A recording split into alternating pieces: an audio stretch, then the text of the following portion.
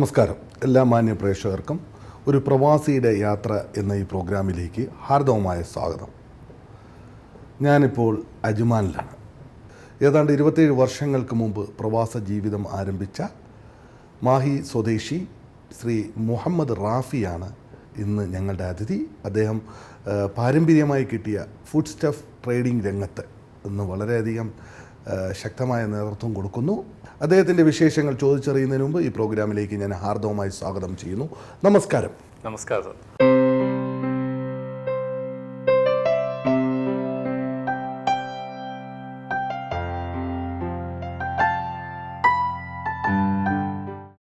Mahe Mayyazhi M മുകുന്ദൻ്റെ സാഹിത്യകൃതികളിൽ ഏറ്റവും പ്രധാനപ്പെട്ട ഒരു സ്ഥലമാണ് മയ്യഴി. മയ്യഴി എന്ന് പറയുന്നത് ഈ വിദേശികൾ വന്നതിന് ശേഷമാണ് മാഹിയായി മാറിയത്.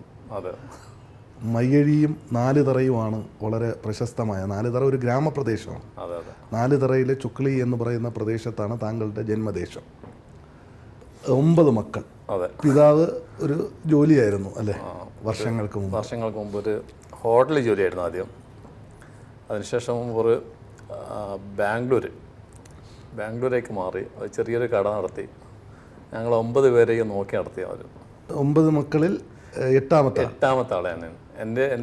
എനിക്ക് ചെറുത് വന്നുണ്ട്, ഒരു പെണ്ണുണ്ട്. വളരെ ചെറുപ്പകാലം അല്ലെ, കുട്ടിക്കാലം എന്ന് പറയുന്നത് സാമ്പത്തികപരമായിട്ട് വളരെ ബുദ്ധിമുട്ടുള്ള ഒരു സമയമായിരുന്നു അല്ലേ? കാരണം വളരെ, എനിക്ക് തോന്നുന്നു ഞങ്ങളുടെ പ്രദേശത്ത് ഞങ്ങളെപ്പോലെ ത്യാഗം സഹിച്ച് വിശപ്പ് സഹിച്ച് ജീവിച്ച വേറൊരു കുടുംബം അവിടെ കാണാൻ വേണ്ടി പറ്റില്ല. അങ്ങനെയായിരുന്നു.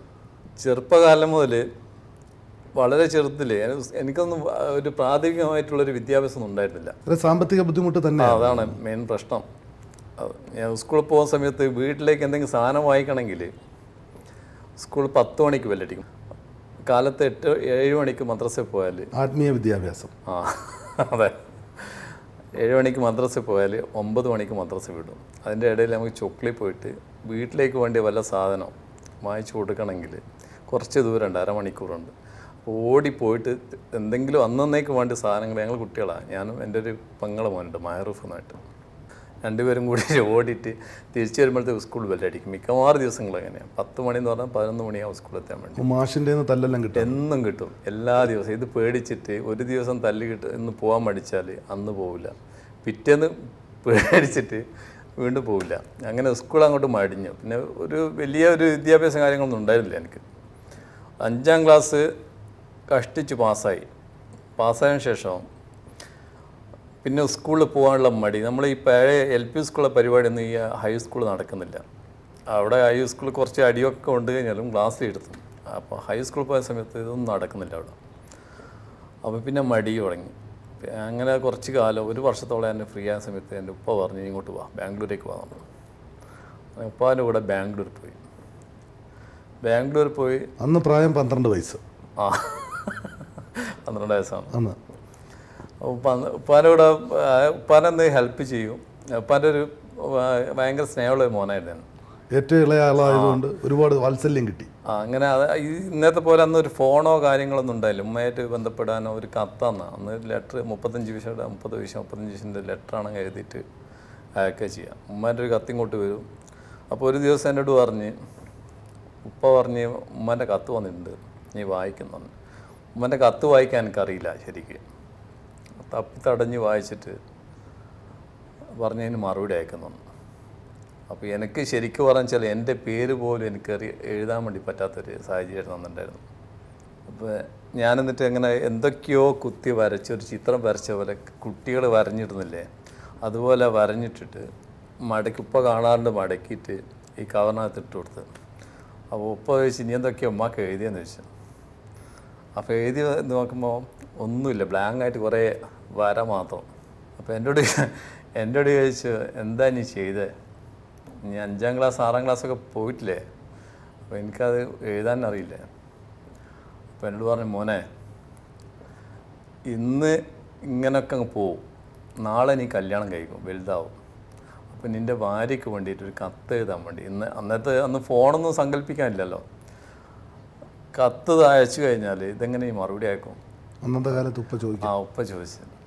അപ്പോൾ അതെനിക്ക് ശരിക്കും ഒരു ഷോക്കായി. ചില ആൾക്കാരെ സംസാരം നമ്മുടെ ജീവിതത്തിൽ വല്ല ഹേർട്ട് ചെയ്യും.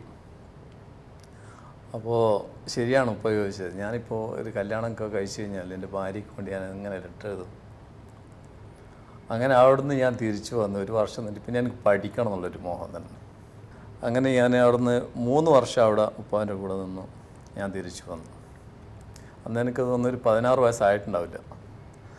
അപ്പോൾ എൻ്റെ കൂടെ ഒരു ഗംഗാധരൻ എന്ന് പറഞ്ഞിട്ട് എൻ്റെ ഒരു ആത്മാർത്ഥ സുഹൃത്ത്, ഞാൻ ഇന്നും എനിക്കൊരു ആത്മാർത്ഥമായിട്ട് എൻ്റെ ഹൃദയത്തിൽ സൂക്ഷിക്കുന്ന ഒരാളുണ്ടെങ്കിൽ അത് ഗംഗാധരൻ. ഇന്ന് അദ്ദേഹം ഇവിടെ ഒരു പോണ്ടിച്ചേരിയിൽ ഒരു പോലീസ് ഓഫീസറാണ്. അപ്പോൾ എന്നോട് പറഞ്ഞ് എനിക്ക് താല്പര്യമുണ്ടെങ്കിൽ ഞാൻ ചെയ്യാം. അങ്ങനെ അന്ന് നമ്മൾ 4 വര കോപ്പിയില്ലേ, അതിൽ അരി എറിഞ്ഞാൽ 1000 കാക്ക എന്നൊക്കെ എഴുതിയിട്ട് തുടക്കം മുതൽ അവൻ്റെ പ്രയത്നം. അവൻ്റെ അമ്മ എൻ്റെ സ്വന്തം ഒരു അമ്മയെ പോലെയാണ്. ഒരു പ്ലേറ്റിൽ ഞങ്ങൾ ചോറുന്നു, ഒന്നിച്ച് കിടന്നുറങ്ങും. എത്ര ഒരു ആത്മാർത്ഥമുള്ള സുഹൃത്ത് ഇപ്പോൾ ഇല്ല എനിക്ക്. അങ്ങനെ ഇയാളുടെ ഒരു പ്രേരണ കൊണ്ട് ഞാൻ ഓവറേജ് SSLC പരീക്ഷയ്ക്ക് പാസ്സായി.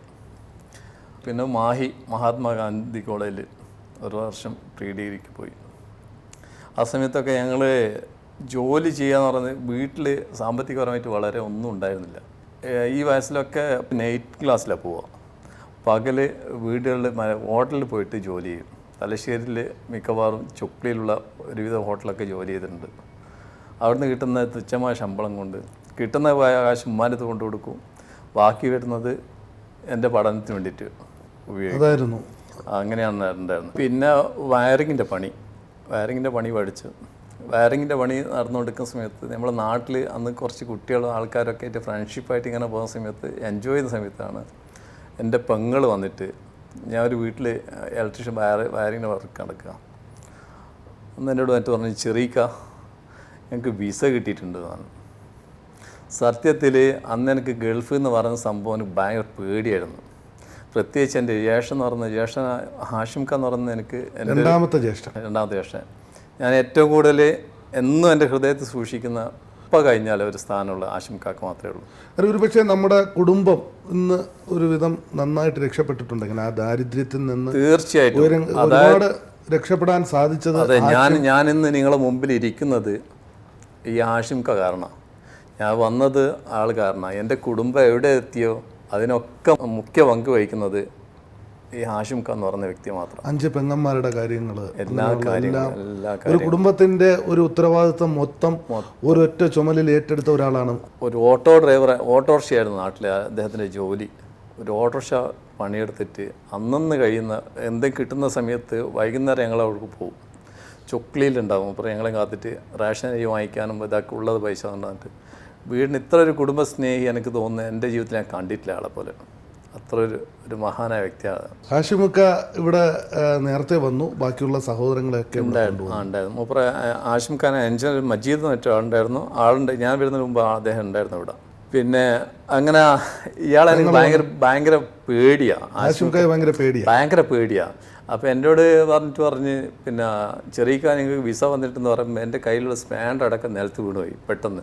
അല്ല ഞാൻ പോവുകയാണല്ലോ വെച്ച് പറഞ്ഞ് എനിക്ക് ഒരു തിങ്കളാഴ്ചയാണ് പാസ്പോർട്ട് കിട്ടി.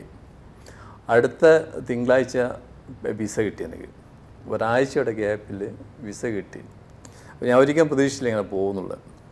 അപ്പോൾ ഇങ്ങനെ ഒരു വലിയൊരു സ്വപ്നമായിട്ട് ഞാൻ ഗൾഫിലേക്ക് വന്ന 1988 സെപ്റ്റംബർ 26 ബോംബെ സഹാറ എയർപോർട്ടിൽ. അന്ന് ഞാൻ അവിടുന്ന് വെയിറ്റ് നോക്കുമ്പോൾ 58 കിലോ ആയിരുന്നു. ഒരു മെലിഞ്ഞിട്ട് കറുത്തിട്ടൊരു സാധനം. അങ്ങനെ അവിടുന്ന് ഇവിടത്തേക്ക് വന്നു, ദുബൈയിൽ വന്നു. ഹാഷിം ഖാക്ക് എന്നെ മനസ്സുകൊണ്ട് വലിയ സ്നേഹമാണ്. എപ്പോൾ വിളിക്കും, എടാ ഇനി ബോംബെയാണ്, ഇനി എന്താ ചെയ്യുന്നത്.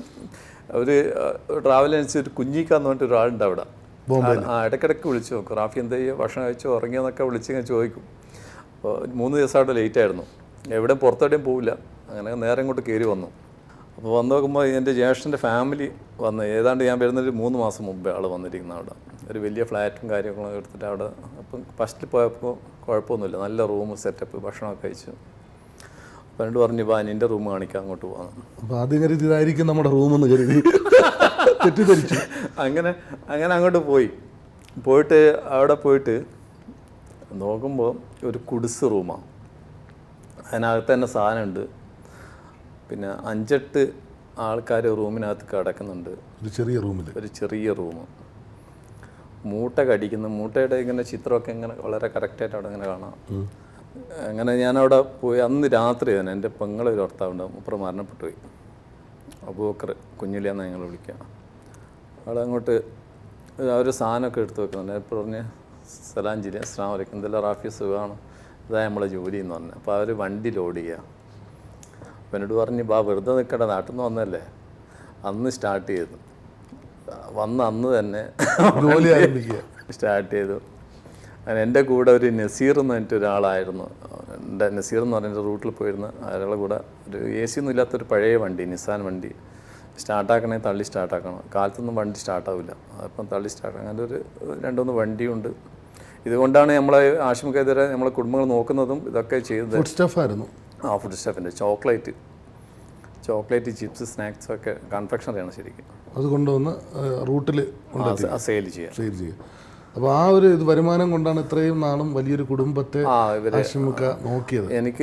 ഞങ്ങളൊരു വീടുണ്ടായിരുന്നില്ല കുറേ കാലം. എൻ്റെ ഉമ്മയും ഈ 9 പേരും ചെറിയൊരു 2 ബെഡ്റൂമിനകത്ത് എൻ്റെ ഉമ്മയും ബാപ്പയും പെങ്ങന്മാരും ഞങ്ങളെല്ലാവരും കൂടി ഒരു റൂമിനകത്ത് വളരെ ആ ജീവിതം ഊഹിക്കാൻ പറ്റുന്നതല്ലേ. അധികം ഞങ്ങളൊക്കെ ആൺകുട്ടികളൊക്കെ പുറത്ത് കിടക്കും, ഇവരൊക്കെ ഇതിനകത്ത് വാടക ചെറിയ വീട്. അവിടെ നിന്ന് നമുക്കൊരു സ്വർഗ്ഗലോകത്തിലേക്ക് വഴി തുറന്നു തന്നത് നമ്മൾ ആശംസിക്കാം നമുക്ക് വേണ്ടി ഒരു വീടെടുത്ത് തന്നു. അൽഹംദുലില്ലാ ഇന്നിപ്പോൾ നമ്മൾ ആ പ്രദേശത്ത് ഒന്ന് അറിയപ്പെട്ടു വന്നു. ഒരു പക്ഷേ ഇത്രത്തോളം കുടുംബത്തെ സ്നേഹിച്ച ഒരാളെ ജീവിതത്തിൽ ഒരിക്കലും കണ്ടിട്ടില്ല എന്നുള്ളത് ഞാൻ എൻ്റെ ജീവിതത്തിൽ ഞാൻ കണ്ടു. കൂടെ ഉള്ള സഹോദരങ്ങളെ മാത്രമല്ല ഒരുപാട് പേരെ സഹായിക്കുകയും ചെയ്തു. അദ്ദേഹം ശരിക്കും പറഞ്ഞ ഒരു സമുദ്രമാണ്. ശരിക്കും സമുദ്രത്തിൽ നമ്മൾ എന്ത് സാധനം അങ്ങോട്ട് ഡിപ്പോസിറ്റ് ചെയ്ത് കഴിഞ്ഞാൽ അത് കുറച്ച് കഴിഞ്ഞാൽ അത് ഇങ്ങോട്ടേക്ക് പുറത്ത് കളയും.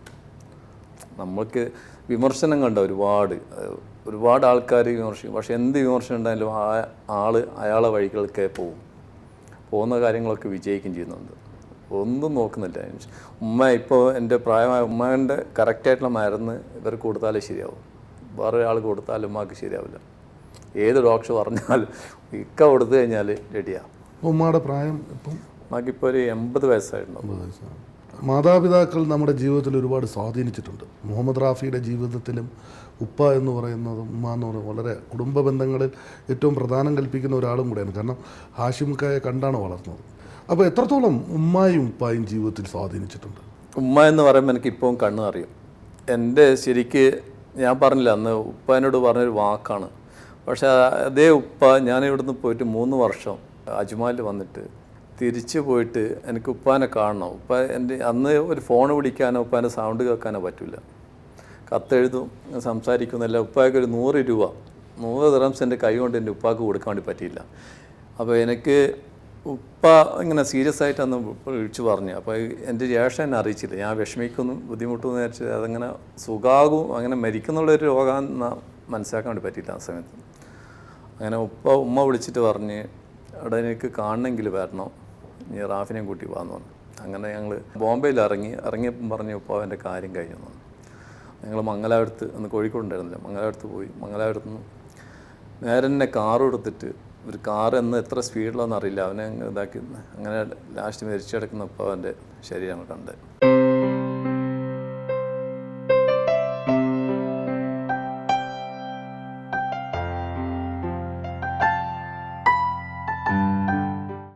അങ്ങനെ 9 വർഷം ഹാഷിമുക്കയുടെ കൂടെ ആയിരുന്നു ജോലി ചെയ്തത്. അവിടെ ഈ ബിസിനസ് ഇങ്ങനെ നടന്നുകൊണ്ടിരിക്കുമ്പോൾ ഞാൻ കൂടാതെ ആശുമുക്ക് 2-3 സെയിൽസ്മാൻമാർ വേറെ ഉണ്ടായിരുന്നു. എങ്ങനെ നോക്കിയാലും ലോസാണ് കച്ചവടം ആശുമുക്കാക്ക്. വലിയൊരു പ്രോഫിറ്റും കാര്യങ്ങളൊന്നും അവിടെ വരുന്നില്ല. അപ്പോൾ പറഞ്ഞു ഇത് ഇങ്ങനെ കൊണ്ടുപോകാണ്ട് ഇനി പറ്റില്ല, നിങ്ങൾ ഓരോ വണ്ടിയും ഒരാൾ വെച്ച് നടത്തുക, നിങ്ങൾക്ക് എന്ത് തരാൻ വേണ്ടി പറ്റുന്നു. അപ്പോൾ അവർ 3000 ദിർഹംസ് എന്ന് ഡിമാൻഡ് ചെയ്തത്. 3000 ദിർഹംസ് എന്ന് പറയുമ്പോൾ അന്ന് എനിക്കൊരു പേടിയായിരുന്നു കാര്യം. ഇപ്പോൾ 3000 ദിർഹംസ് ഞാൻ കൊടുക്കണം അവർക്ക്, പിന്നെ എൻ്റെ കൂടെ ഉള്ള ഡ്രൈവർക്ക് കൊടുക്കണം, പെട്രോൾ അടിക്കണം, വണ്ടിയുടെ എക്സ്പെൻസ്. അപ്പോൾ എന്നോട് ഞാൻ ചോദിച്ചു എനിക്കിതൊക്കെ ഇത്ര അധികം എക്സ്പെൻസ് വരുന്നുണ്ടല്ലോ, അത് ചെയ്യാൻ വേണ്ടി പറ്റുക. അപ്പോൾ പറഞ്ഞ് ഇങ്ങനെയാണല്ലോ ഞാൻ നടത്തിക്കൊണ്ട് പോകുന്നത്, നിങ്ങൾ ശ്രമിച്ച് നോക്കുന്നു. അങ്ങനെ ഞാൻ രണ്ടും കൽപ്പിച്ച് എടുത്ത് വണ്ടി. അൽഹംദുലില്ലാ ഫസ്റ്റ് മാസം എനിക്ക് 6,000 ദിർഹംസ് പ്രോഫിറ്റ് കിട്ടി ആദ്യത്തെ മാസം. ആ ജീവിതത്തിൽ എന്താ ഇങ്ങോട്ട് പറയേണ്ടത്, 6,000 ദിർഹംസൊക്കെ കിട്ടിയെന്ന് പറയുമ്പോൾ എന്ത് ചെയ്തു ആ 6,000? ഞാൻ ഫസ്റ്റിൽ ഉമ്മക്ക് അയച്ചു കൊടുത്തു, എൻ്റെ പെങ്ങന്മാരുണ്ടായിരുന്നു അവർക്ക് അയച്ചു കൊടുത്തു. അതങ്ങോട്ട് ആ ഈ മാസം തന്നെ എൻ്റെ ഒരു ആഗ്രഹമായിരുന്നു അവർക്കൊക്കെ അയച്ചു കൊടുക്കണം എന്നുള്ളത്, എല്ലാവർക്കും അങ്ങ് അയച്ചു കൊടുത്തു. അത് കഴിഞ്ഞ് അങ്ങനെ അതിങ്ങനെ കണ്ട് നടന്നു പോകുന്ന സമയത്ത് ഞാനൊരു അജ്മാൻ മുഷരിഫിൽ ഒരു ഗ്രോസറി കിട്ടി. അപ്പോൾ അന്ന് 12,000 ദിർഹംസിന് ഞാൻ ആ ഗ്രോസറി കച്ചവടമാക്കി. എന്നിട്ട് അങ്ങനെ ഒരു മുത്തവാൻ എനിക്ക് അവിടെ കിട്ടി.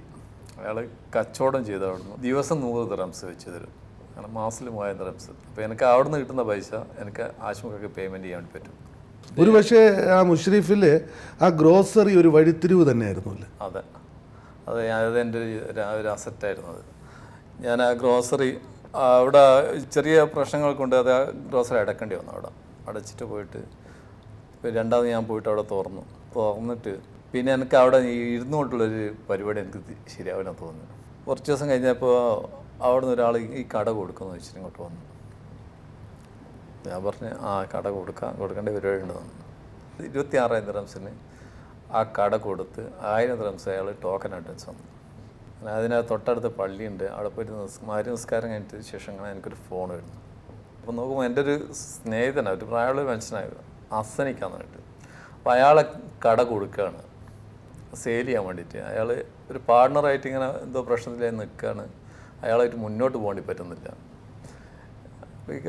കടയിൽ ആരെങ്കിലും ഉണ്ട്. അപ്പോൾ ഞാൻ പറഞ്ഞു ഇൻഷാ ഞാൻ നാളെ അങ്ങോട്ട് വരാമെന്ന് പറഞ്ഞു. പോയപ്പോൾ ഒന്നുമില്ല, ഒരു ചെറിയൊരു കട, ഒരു കാലിക്കട, ഒരു കല്ലിനകത്തുള്ള ദേരയിൽ അൾട്രാസിൽ. അപ്പോൾ അയാൾ അതിന് വലിയൊരു എമൗണ്ട് പറഞ്ഞ് ചുരുക്കി പറഞ്ഞ് ഞാൻ അത് 20,000 ദിർഹംസിനെ കച്ചവടമാക്കി. എനിക്ക് എവിടെ നിന്ന് കിട്ടിയ 1,000 ദിർഹംസ് അവിടെ ടോക്കൺ കൊടുത്തു. അങ്ങനെ അവിടെ ഞാൻ തിരിച്ചു വന്നിട്ട് നമ്മുടെ ഈ പഴയ അജ്മാനിലുള്ള കടയിൽ നിൽക്കുന്ന സമയത്ത് തന്നെ എൻ്റെ കൂട്ടുകാരൊരു ഇപ്പോൾ ഉള്ളൊരു പാർട്ണർ അങ്ങനെ എന്നോട് പറഞ്ഞ് എടാ ദുബായിലല്ലേ നമുക്ക് രണ്ടാം കൂടി ചെയ്യാമെന്ന്. ഞാൻ പറഞ്ഞു ആയിക്കോട്ടെ ഇൻഷാ അല്ലാഹ്, നീ ഉണ്ടെങ്കിൽ ഞാനുണ്ട്. അങ്ങനെ അവിടെ പോയിട്ട് ഞങ്ങൾ രണ്ടാളും കൂടി തുടങ്ങി. ഇപ്പോൾ അൾട്രാസിൽ ഏറ്റവും കൂടുതൽ അറിയപ്പെടുന്ന ഷോപ്പാണ് ഞങ്ങളെ ചോക്ലേറ്റിൽ ഞങ്ങളെ ഷോപ്പാണ് അവിടെ ഇപ്പോൾ മുൻപന്തിയിലുള്ളത്. Jumana food step trading, Ibn Battuta food step trading.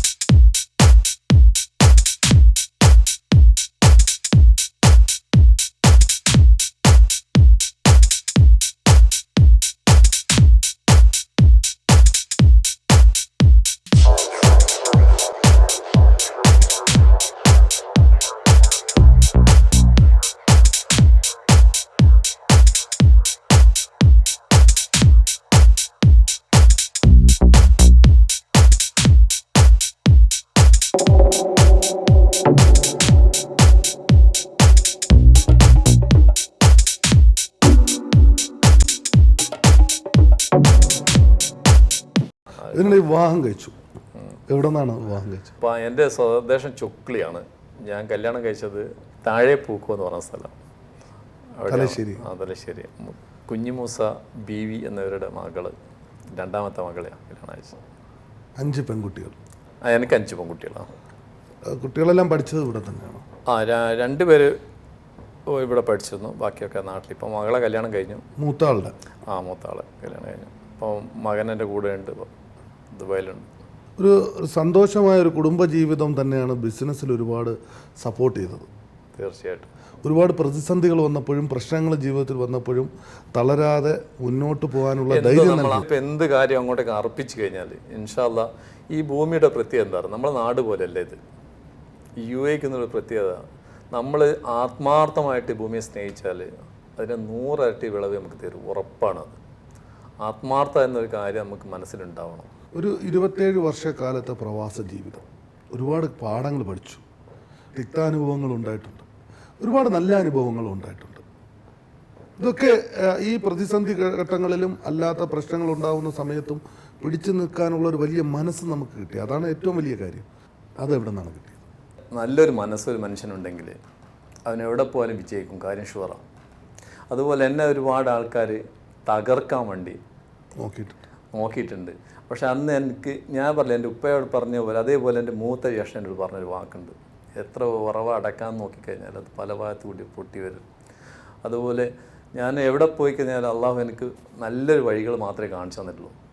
ഞാൻ പോകുന്ന വഴികളൊക്കെ തുറക്കുക, ഞാൻ എവിടെ പോയാലും ആ വഴികളൊക്കെ എന്നെ തുറന്നു തരുന്നുണ്ട്. അതെന്തോ അള്ളാഹുവിൻ്റെ ഒരു കാരുണ്യം തന്നെയാണ്. ഒരു ബിസിനസ്സുകാരനിലുപരി വളരെ സന്തോഷത്തോടെയും നർമ്മം ആസ്വദിക്കുകയും ചെയ്യുന്ന ഒരാളാണ്. എത്ര ടെൻഷൻ ഉണ്ടായിരുന്നാൽ തന്നെയും ചിരിച്ചുകൊണ്ടാണ് താങ്കൾ എല്ലാത്തിനെയും ഹാൻഡിൽ ചെയ്യുന്നത്. ഇത് വളരെ ചെറുപ്പം മുതലേ കിട്ടിയതാണ്. എൻ്റെ ജ്യേഷ്ഠൻ പറയായിരുന്നു, ഇനി ഒരു ചിരിക്കുടിക്കാടാ. ഞാൻ ചെറുതായി കിടക്കുന്ന സമയത്ത് എൻ്റെ ചിരി കേൾക്കാൻ വേണ്ടി എൻ്റെ മൂത്ത ജ്യേഷ്ഠൻ എടുത്ത് ഇങ്ങനെ കുലുക്കുക, അപ്പം പൊട്ടി പൊട്ടി ചിരിക്കാം എന്ന് പറയണ്ടേ സാധനങ്ങൾ ആണ്. അതുകൊണ്ട് പ്രശ്നങ്ങളെ വളരെ ചിരിച്ചുകൊണ്ട് തന്നെ കൈകാര്യം ചെയ്യും. എന്തോ നമുക്ക് ഗൗരവത്തോടു കൂടി നമുക്ക് ഒരാളെ ഫേസ് ചെയ്യാൻ പറ്റില്ല. പുഞ്ചിരിയാണ് ഒരു മനുഷ്യൻ്റെ പ്ലസ് പോയിന്റ്. പുഞ്ചിരിക്കാത്ത ഒരു മനുഷ്യനെ നമുക്ക് കാണുമ്പോൾ തന്നെ ആൾക്ക് പേടിയാവില്ല ശരിക്കും. എല്ലാവരെയും വിശ്വസിക്കുന്ന ഒരു ക്യാരക്ടർ. ആര് ചതിക്കുന്നു വഞ്ചിക്കുന്നു. എൻ്റെ സ്ഥാപനത്തിൽ ഇപ്പോൾ കുറച്ച് പേര് ജോലി ചെയ്യുന്നുണ്ട്. എല്ലാ പാകിസ്ഥാനികളാണ് ഞങ്ങളെ ലേബേഴ്സൊക്കെ ഉള്ളത്. കറക്റ്റ് 30-ാം തീയതി എന്ന് പറഞ്ഞിട്ടുണ്ടെങ്കിൽ 30-ാം തീയതി അവരെ സാലറിയാണ്, 31 ആവില്ല. പിന്നെ എല്ലാവരും ഇങ്ങോട്ട് തരാനില്ലാതെ ഒരു ദിറംസ് ജോലിക്കാരെ, ഇതൊക്കെയാണ് ഞങ്ങളുടെ പ്ലസ് പോയിന്റ്. ജോലിക്കാർക്ക് വേണ്ടി അവരൊരു രൂപ ഞങ്ങളത് ഉണ്ടാവില്ല. എപ്പോഴും മുൻപന്തി അവർക്ക് അവരെ വിഷമം പറയുക, ചില സമയം വീട്ടിലെ പ്രശ്നങ്ങൾ പറയുക. അതൊക്കെയുള്ള സമയത്ത് ഞാൻ അറിയാതെ ഞാൻ എടുത്തു കൊടുത്തു പോകും. അവർക്ക് അതിനുള്ള ഇതാണ്.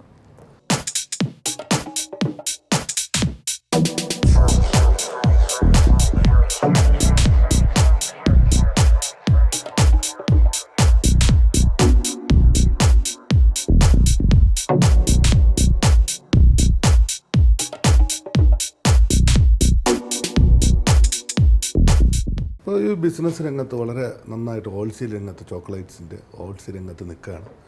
ഈ കഴിഞ്ഞുപോയ കാലഘട്ടങ്ങളെക്കുറിച്ച് ഓർക്കുമ്പോൾ ഇപ്പോൾ എന്തു തോന്നുന്നു? 27 വർഷം എന്നൊക്കെ നിങ്ങളോടൊക്കെ പറയുമ്പോൾ ഞാൻ ഇന്നും ശിശുവാണ്. ഇപ്പോൾ നമ്മളിപ്പോൾ ഞാൻ ഇവിടെ ഇരിക്കുന്നില്ലേ, അപ്പോൾ ഞാൻ 27 വർഷമായോ എന്ന് ചോദിക്കുമ്പോൾ എനിക്കൊന്നും മനസ്സിലാവും. 88-ലാണ് ഞാൻ ഇവിടെ വന്നിരിക്കുന്നത്. സമയം വളരെ പെട്ടെന്ന് പോയി. പെട്ടെന്ന്. അതെ. ഈ സമയത്തെക്കുറിച്ച് താങ്കളെന്ന്, കാരണം ഒരു നിമിഷം പോലും സമയത്തെ പാഴാക്കി കളയുവാൻ പാടില്ല. കറക്റ്റാണ്. അതാണ് എൻ്റെ ഗുരുനാഥ് എന്ന് പറയുന്നത്. എൻ്റെ ജ്യേഷ്ഠനല്ല, ഹാഷിം ഖാ, അവരിൽ നിന്ന് പഠിച്ചത്. ഞാൻ 18 മണിക്കൂറാണ് ജോലി ചെയ്തത്. ചില സമയം 2 മണി 2:30 മണിയൊക്കെ കിടക്കാൻ വേണ്ടി. രാവിലെ വന്നിട്ട് ഹാഷിം ഖാ ലൈറ്റൊക്കെ ഇട്ട് AC ഒക്കെ ഓഫ് ചെയ്ത് എന്നിട്ട് പറഞ്ഞ് 12 മണി വരെ കിടന്നുറങ്ങും. ബാക്കിയുള്ളവർക്ക് ഉറക്കില്ല, ചെക്ക് വേണ്ട, അങ്ങനെയുണ്ട്. പക്ഷെ അങ്ങനെ അതാണ് ഒരു പാഠം. എന്ന് വെച്ചാൽ ആ ഊർജ്ജമാണ്. ഇപ്പോൾ എനിക്ക് ഇതാണ് ഇഷ്ടമാണ്. ഞാൻ 5 മണിക്ക് എഴുന്നേറ്റ് പോകും. നമ്മളൊരിക്കലും നമ്മളെ തേടി അവസരങ്ങൾ വരും, നമ്മളങ്ങോട്ട് പോകണം. അവസരങ്ങൾ നഷ്ടപ്പെടുത്താതിരിക്കുക തന്നെ. ജീവിതം വലിയൊരു പാഠപുസ്തകം തന്നെയാണ്. തീർച്ചയായിട്ടും. അവിടെ നിന്ന് പഠിച്ച പാഠങ്ങളാണ് നമുക്ക് ജീവിതത്തിൽ മുന്നോട്ട് ഇതുവരെ എത്തിച്ചേരുവാൻ സാധിച്ചത്. വലിയൊരു യാത്ര. ഈ യാത്ര സഫലമാണ് ഇൻഷാ അല്ലാഹ്, 100%. മുന്നോട്ടുള്ള യാത്ര ഒരുപാട് സഫലമാവട്ടെ എന്ന് പടച്ച തമ്പുരാനോട് പ്രാർത്ഥിക്കുന്നു. വളരെ നന്ദി. Thank you very much.